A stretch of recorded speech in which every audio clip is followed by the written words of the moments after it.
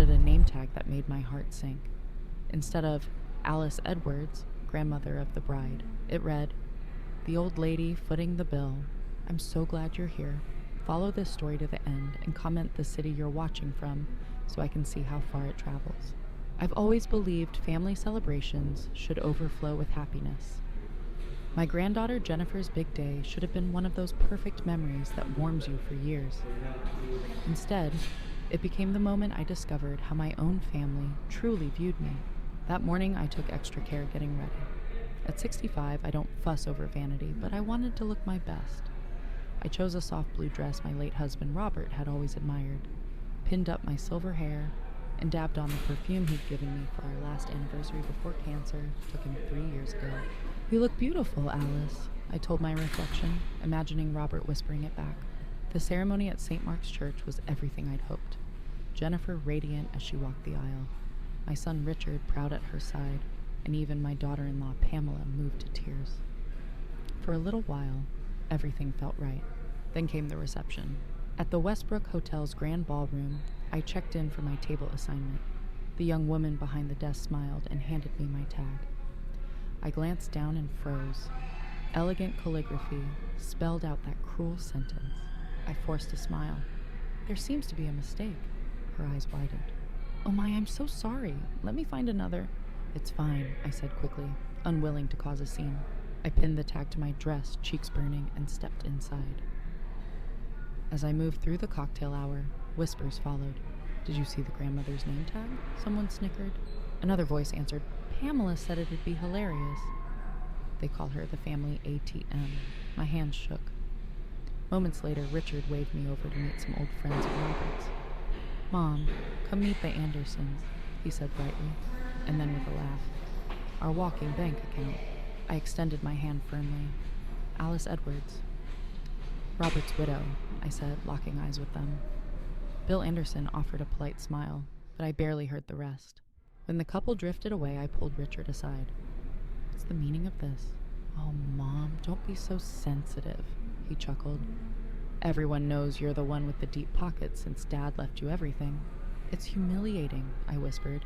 "Lighten up. It's a party," he shrugged. Pamela glided over, elegant in her mother of the bride gown. "There you are, Alice." "We just want everyone to know who made this beautiful day possible," she said with a wink, sharing a laugh with Richard. I excused myself to the restroom, blinking back tears. While I dabbed my eyes, the door creaked open, then closed quickly. "Mrs. Edwards? Alice?" a voice called softly. "It's Martin Reynolds, Robert's attorney." "May I have a word?" I stepped out to find Martin waiting, concern etched on his face. He nodded toward my name tag. "I heard some of the comments," he said quietly. "It's just a joke," I sighed. His expression hardened. "It's not funny." Robert would have been furious. He paused, lowering his voice. Martin's voice was low but steady. "There's something you should know. Something Robert asked me to keep quiet unless it became necessary." He slipped a hand inside his jacket and drew out a sealed envelope. "This is a codicil to Robert's will." He added it shortly before he passed. My fingers trembled as I opened it. The legal terms were formal, but the message was crystal clear. Any descendant who publicly humiliated me would forfeit their share of Robert's estate, an estate far larger than I had ever imagined. I stared at Martin, stunned. Why didn't he tell me? "He hoped it would never be needed," Martin said softly. "He wanted them to treat you with love, not fear." From the doorway, I could hear the distant music of the reception, my family laughing, completely unaware that their behavior had just cost them a fortune. "What do you want to do?" Art asked. I folded the document with care and handed it back. "Nothing, not yet. I need to see how far they'll go." When I returned to the ballroom, the name tag felt heavier on my chest. But now it wasn't shame I carried. It was resolve. The next morning, still in my bathrobe, I sat at my kitchen table staring at that name tag. The elegant script, the old lady paying for everything, seemed to mock me. I traced the letters with my fingertip, imagining Robert's reaction. His anger was rare but fierce when anyone disrespected those he loved. "They've changed," I whispered into the empty room. Or maybe they were always like this, and I refused to see it. I wandered into the living room and looked up at the large family portrait above the fireplace. Taken 5 years ago on our 40th anniversary, it showed Robert, strong and smiling, my hand resting on his shoulder. Richard and Pamela stood proudly beside us, Jennifer and her brother Michael, still teenagers in front. We looked like a family. When had that picture stopped being true? Memories surfaced. 6 months after Robert's funeral, Richard and Pamela had invited me to dinner. Unusual even then. They'd been warm and attentive, sharing stories about Robert. Over dessert, Richard refilled my wine glass and cleared his throat. Mom, Pamela and I are thinking of remodeling our kitchen, he began. Pamela added smoothly, with tuition for the kids, money's tight. Nothing fancy, just new appliances, countertops. I remembered their hopeful pause. Are you asking me for money? Not asking, Rich. You around, Richard said quickly. But Dad left you comfortable, and we thought you might want to help the family. That night, I wrote a check for $30,000. Looking back, that was the beginning. Small requests turned into big ones. Kitchen upgrades became a full home renovation. Tuition help turned into luxury cars for the kids.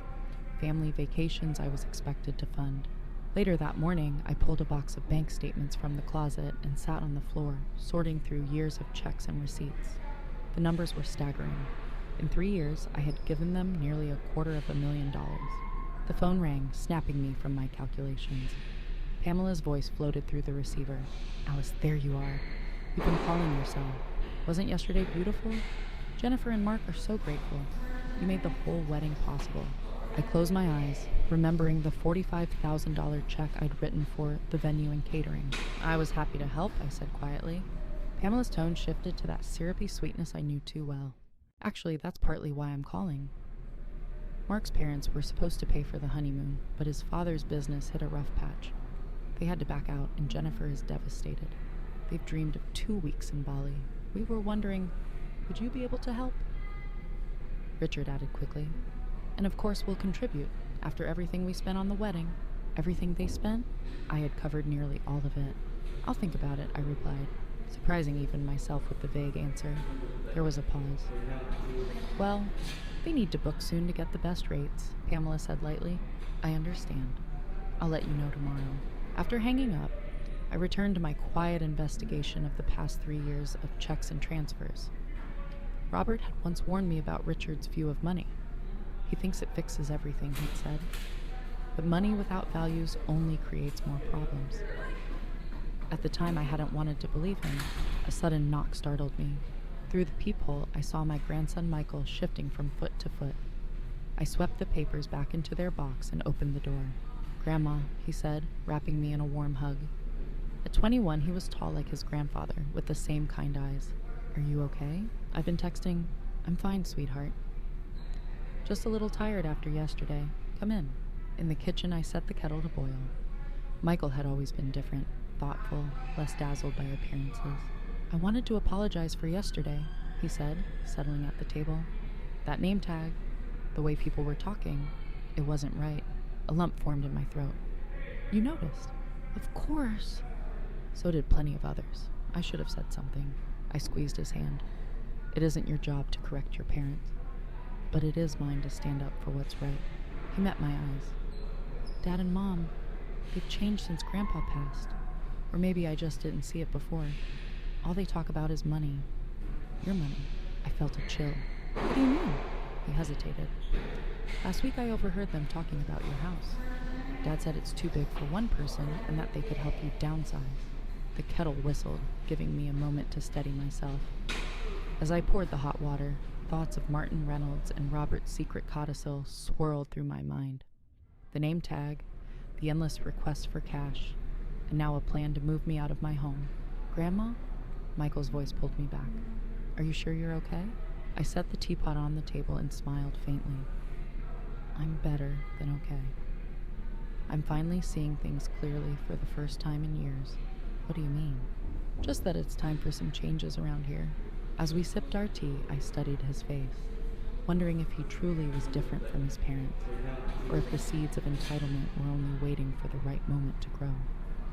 For the first time since Robert died, a cold clarity replaced my lingering grief. I wouldn't act hastily, but I would watch carefully to see who truly deserved the legacy Robert left. 3 days later, Richard and Pamela hosted a post-wedding brunch at their country club. I debated attending, but curiosity won. Was the name tag humiliation a one-time lapse or part of something deeper? I arrived in a cream pantsuit Robert had always said made me look regal. Inside the private dining room, I spotted many of the wedding guests. Jennifer with her new husband, Mark, Michael, assorted relatives and friends. "Mom, over here," Richard called. Pamela, dazzling in a designer dress that likely cost more than most people's monthly salary, offered an airy kiss on the cheek. "Alice, you look lovely," she said, her tone tinged with mild surprise. "We saved you a seat right here." I sat beside Mark's parents. Strangers, really, rather than near my grandchildren. The brunch moved along pleasantly until Pamela tapped her glass for attention. "We want to thank everyone for coming today and for making Jennifer and Mark's wedding so special," she began. "And of course, a special thank you to Grandma Alice, whose incredible generosity made it all possible." Every face turned toward me. "In fact, Pie," Pamela continued, her smile tight, "we have exciting news. Grandma will be funding Jennifer and Mark's dream honeymoon to Bali." A ripple of polite applause swept the room. I froze, my coffee cup halfway to my lips. I had promised no such thing. "Mom?" Richard prompted when I didn't respond. I set the cup down carefully. "This is the first I've heard of it," I said, my voice calm but firm. An uneasy silence followed. Jennifer looked bewildered, then mortified. Mark stared at his plate. Pamela gave a brittle laugh. "Well, we discussed it yesterday. Remember, you said you'd think about it." "Yes, I did say that," I replied, keeping my voice even, "and I'm still thinking." Richard leaned in, his stage whisper loud enough for the whole table. "Mom, don't make a scene." We already told them they can book the trip. Something inside me finally snapped, a thread stretched too far for too long. "I don't recall agreeing to pay for a honeymoon in Bali," I said clearly, so every guest could hear. As I recall, Mark's parents were covering that expense. Mark's father shifted uncomfortably. "There were business setbacks," he murmured. "I understand," I said kindly. "These things happen. But it's inappropriate to offer someone else's money without their consent, don't you think?" The table went silent. Pamela's face flushed. "Perhaps Jennifer and Mark might consider a more modest honeymoon," I added. "One within their own means." "Our means?" Pamela shot back, voice sharp. "What about your means?" "Everyone knows Robert left you more than comfortable." Her entitled tone sealed my decision. "My finances are not for public discussion," I said firmly. "And neither are my choices about how I spend." Richard grabbed my arm, his fingers biting into my sleeve. "Mom, stop it. You're embarrassing us." I pulled free. "No, Richard. You've embarrassed yourselves." I rose, smoothing my jacket. "Jennifer, Mark, I wish you both every happiness. I'd be glad to contribute to a reasonable honeymoon, but I'll discuss that with you privately." I turned to leave. Michael immediately stood. "I'll walk you out, Grandma." In the quiet lobby, my composure wavered. My hands trembled as I searched for my keys. "You okay to drive?" Michael asked gently. "I'm fine," I said, taking a deep breath. "You should be proud of yourself," he told me. That took courage. For a moment, he looked so much like Robert it made my heart ache.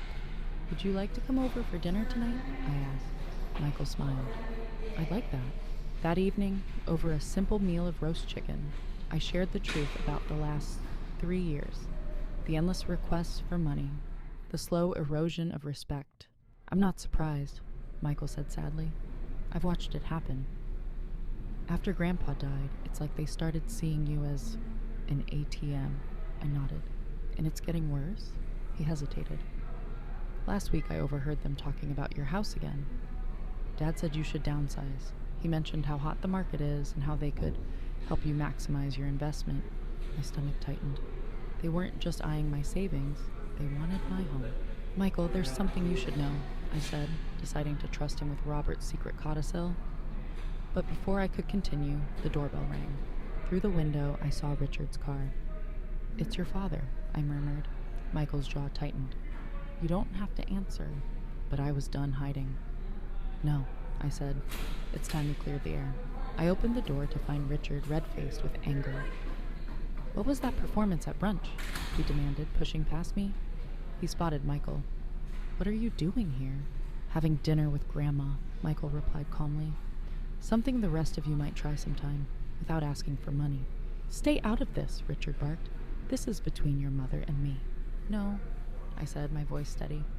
If we're having this conversation, Michael stays. I'm finished with the private manipulations, Richard. Let's put everything on the table. He paced the room like a caged animal. I've had enough of your attitude, Mom. First the scene at brunch, and now you're poisoning Michael against us. I remained seated in Robert's old armchair, hands folded. Michael stood near the fireplace, arms crossed, his disappointment plain. No one is poisoning anyone, I replied evenly. We're simply acknowledging what's been happening in this family since your father passed. Richard stopped pacing and glared. And what exactly is that? You and Pamela have been treating Grandma like a bank, not a person, Michael said before I could speak. The name tag at the wedding, volunteering her to pay for Jennifer's honeymoon without asking, even talking about selling her house behind her back. Richard's face flushed crimson. You've been spying on us? I've been paying attention, Michael replied, his voice steady. Something you might try sometime. Richard turned to me, switching to the coaxing tone he always used when he wanted something. Mom, you're misunderstanding everything. We're just trying to help you manage your finances wisely. You're not getting any younger. I'm 65, Richard, not 95, I cut in. My mind is perfectly sharp and I can handle my own affairs. But Dad left you so much. Stop. I held up a hand. Your father left me exactly what he intended to leave me. His estate is not a family piggy bank. Richard's polite smile hardened. So what are you saying? You're cutting us off because Pamela made one stupid joke with a name tag? I'm saying that from now on, I'll make my own decisions about my money and my home. If Jennifer and Mark want a honeymoon in Bali, they can save for it like most young couples. If you and Pamela want a bigger house, you can work for it. Richard stared as if I'd spoken another language. Then he turned to Michael. I want to speak to my mother alone. I'm staying, Michael said firmly. This is family business, Richard snapped. Exactly, Michael answered. And I'm family. Something shifted in Richard's eyes. A quick calculation. He'd always been able to sway me when we were alone, playing on my grief for Robert and my need to keep the peace. But with Michael present, that tactic failed. Fine, he said sharply, heading for the door. But this isn't over, Mom. Not by a long shot. After he left, Michael exhaled a long breath. I'm sorry, Grandma. For what, sweetheart? You've done nothing wrong. For not standing up sooner. For letting them treat you this way. I rose and hugged him tightly. You're standing up now. That's what matters. When Michael went home, I sat in the quiet, thinking of Robert, of the hidden clause in his will, of the son we had raised. Had we missed something in Richard, or had this entitlement always been there, waiting for opportunity? More important was the question that followed. What would I do next?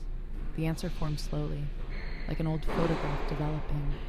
I wouldn't confront Richard and Pamela with the secret clause. Fear wasn't the lesson I wanted them to learn. Instead, I would let them keep showing their true colors while I quietly reclaimed my independence. The next morning, I called Martin Reynolds.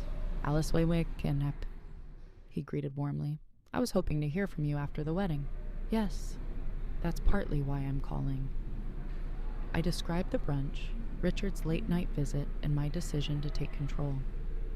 I need to understand exactly what Robert left in his will. Not just the codicil, everything. Perhaps we should meet in person, Martin suggested. Can you come this afternoon? 3 hours later, I sat across from him in his polished office as he laid out the truth. The numbers left me breathless. Robert built several companies, Martin explained, and sold them at the right time. His investments were careful and steady. They've weathered every downturn. He wanted you secure. I knew we were comfortable, I said faintly. But this, Martin smiled. He always said you married him when he had nothing but potential in a beat-up Chevy. He never wanted wealth to change you.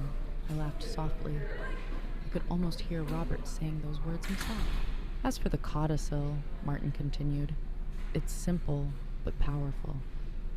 Any descendant who publicly humiliates you loses their inheritance.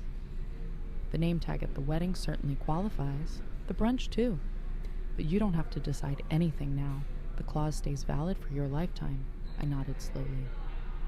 What if I want to make changes of my own, to my will, to how my assets are managed? Martin leaned forward. Tell me what you have in mind. By the time I left his office, a plan was taking shape. No grand confrontations, no ultimatums. Just a quiet, deliberate reclaiming of my life and my power. My first step was simple. I called my old friend Eleanor, someone I hadn't seen much since Robert's passing, and we arranged to meet for lunch the next day. After leaving Martin's office with my plan in place, I stopped at the community center and picked up a brochure for their adult education classes. Robert had always encouraged me to explore painting. Maybe it was finally time. Back home, I sat at my computer, researching small business loans. Michael had once mentioned his dream of opening a bookstore, but worried about the startup costs. A real investment in my grandson's future felt like the best possible use of my resources. When my phone rang and Pamela's name appeared, I let it go to voicemail.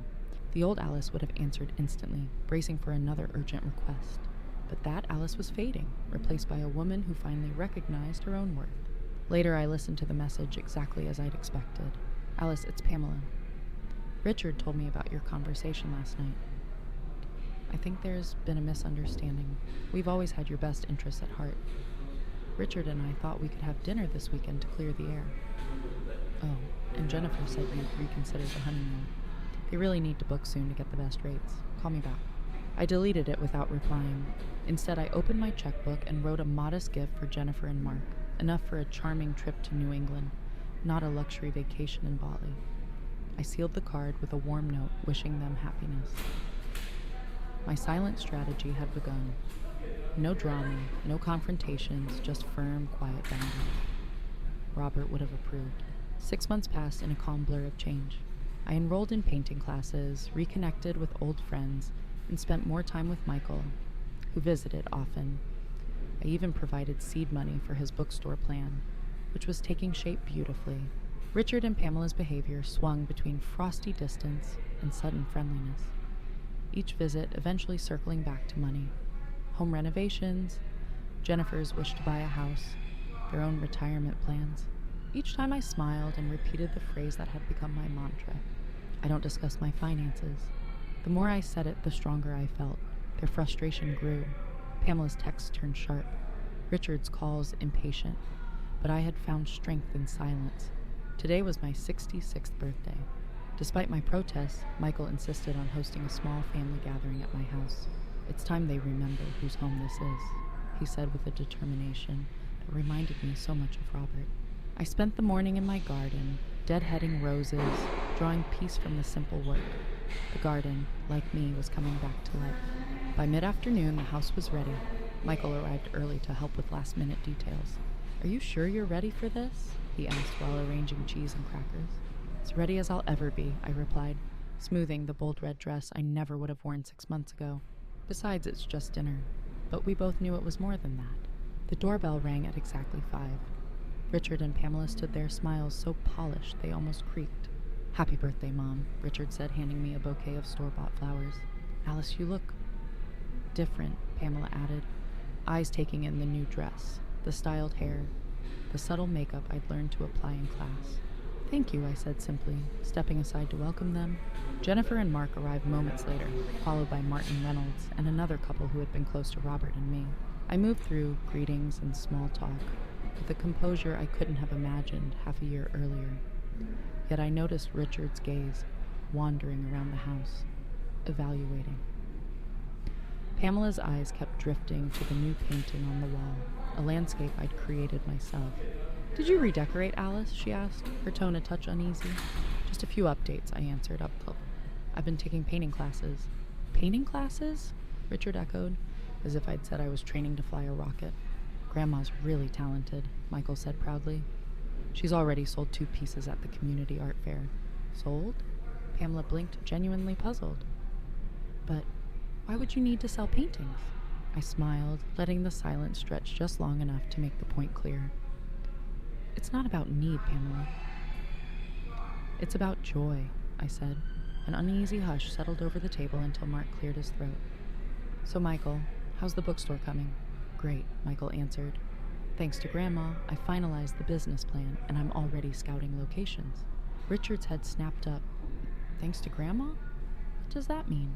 Michael met his father's stare. "She's investing in my bookstore. Investing? Richard's voice rose. With what money? My money, I said quietly. Richard opened his mouth and glanced at the guests and caught himself. Maybe we should discuss this privately. There's nothing to discuss, I replied. I'm making my own financial decisions now. His face darkened, but before he could argue, Jennifer quickly began describing the Cape Cod honeymoon she and Mark had enjoyed, paid for by my modest gift. The tension eased for the moment. After dinner, while the others moved to the living room for coffee and dessert, Pamela cornered me in the kitchen. Alice, what is going on with you? She whispered sharply. First you refused to help with the honeymoon, then you disappear for months, and now you're throwing money at Michael's pipe dream. It isn't a pipe dream, I answered calmly. It's a solid business plan.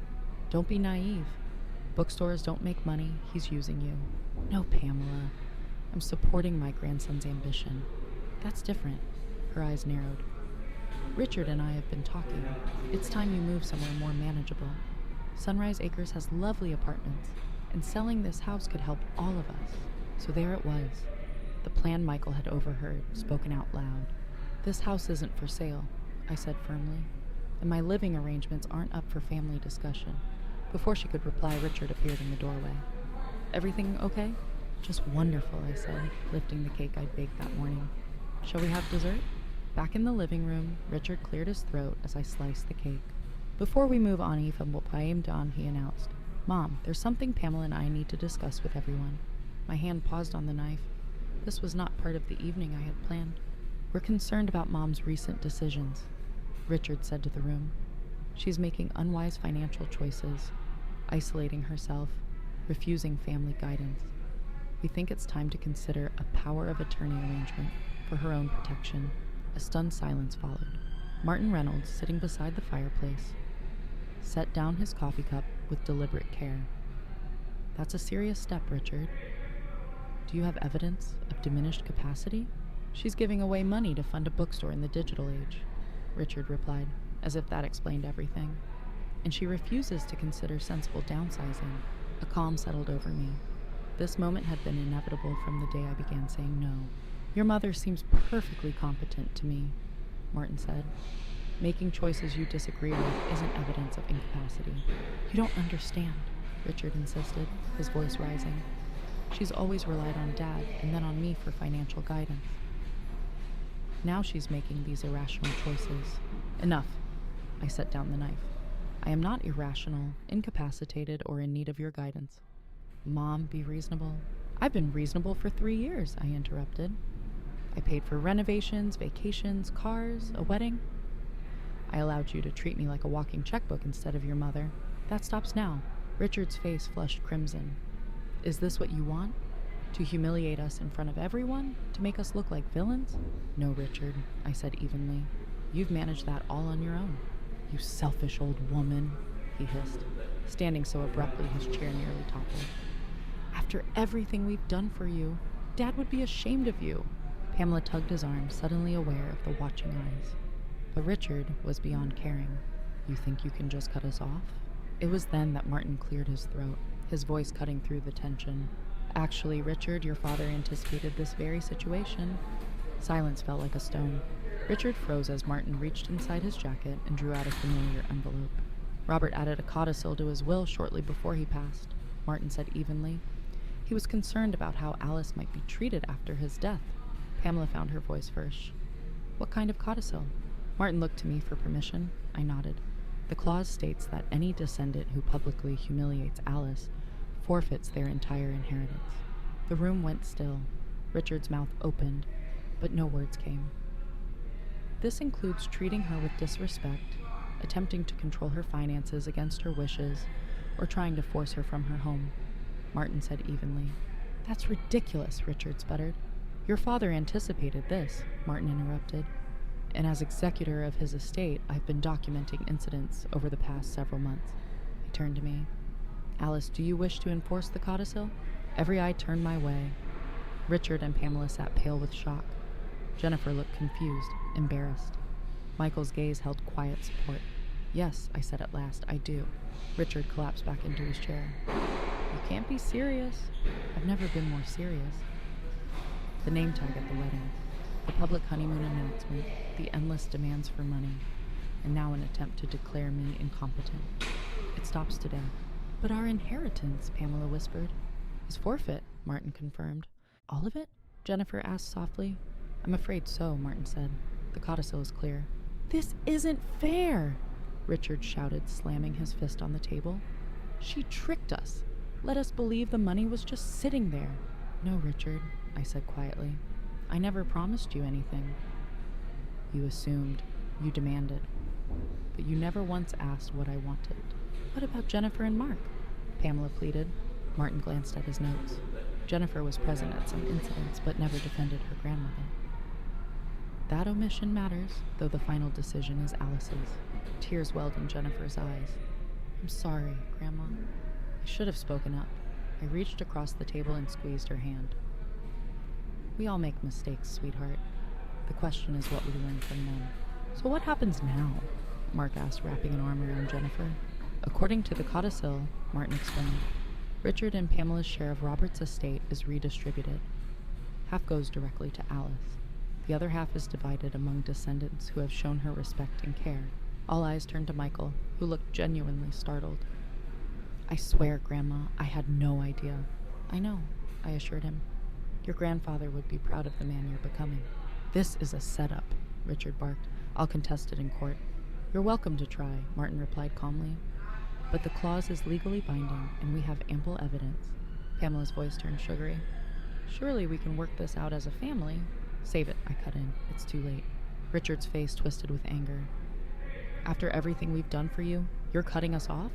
No, Richard, I said, standing tall. After everything I've done for you, I'm finally standing up for myself. There's a difference. The gathering ended soon after. Jennifer and Mark offered awkward apologies and slipped out. Richard and Pamela stormed off without another word. Martin and the other guests departed politely, leaving only Michael and me in the quiet house. Are you okay? He asked, helping clear the untouched dessert plates. I'm better than okay, I said, surprised by the truth of it. I feel free. 1 year later, I stood in the doorway of Chapter 1, the bookstore Michael had opened in a beautifully restored Victorian downtown. Morning sunlight streamed through tall windows onto shelves of carefully chosen books and cozy reading nooks. At the coffee counter, Michael's girlfriend Emma served locally roasted blends and homemade pastries.